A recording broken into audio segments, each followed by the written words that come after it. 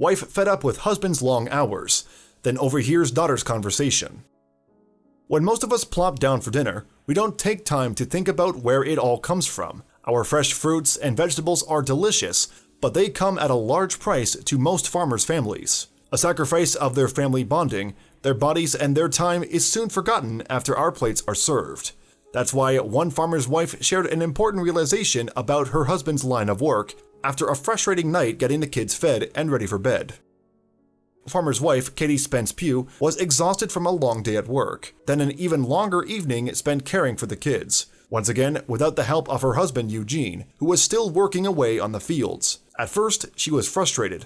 Then, she had an epiphany. Katie shared her thoughts about having a farmer husband on Facebook. I snapped this picture the other night at the end of a long day. I was tired, I was irritated. I had sent my husband a text telling him that I knew it wouldn't make a difference, but I wanted him to know that I was feeling fed up with how much he works and with all that I have to do every day by myself. Full-time job, cooking dinner, bathing kids, weekend trips without him, keeping up a home, you name it. I was resenting it. I have to have these little moments once. Okay, several times, throughout planting and harvest season. Then this happened. It was the busiest time of the year for Eugene, but he had to muster through it for the sake of his family and their business. Instead of being frustrated at his wife's semi-aggressive text, Eugene sat down for a quiet bite to eat. He just wanted a bit of solace after a long, grueling day tending to the farm. He came in, fixed his plate, and sat down to eat all alone. He was tired, he was hot, he was exhausted. Rather than complain, he said he was sorry I was tired and felt that way. Charlotte joined him and talked his head off and even ate most of his dinner.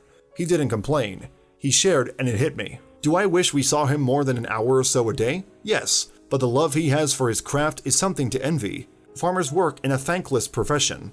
It's always non-GMO this and organic that, and let's not even talk about the stress from Mother Nature. This is a man who is working to uphold 4 generations of blood, sweat, and tears and showing his children the value of hard work and discipline. So, while I felt frustrated, I really should have felt thankful. I got to sit down to dinner and hear all the stories from the day with the kids. I got to give them a bath and hear their squeals and giggles. I got to snuggle and love on them for 3 hours more than he did. He is the one sacrificing, not me.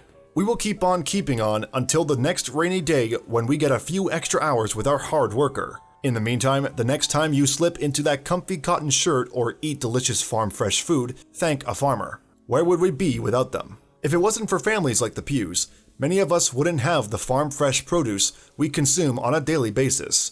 Even if things get difficult for them, Katie and Eugene will have each other to lean on for support. There will be no more frustration in their home.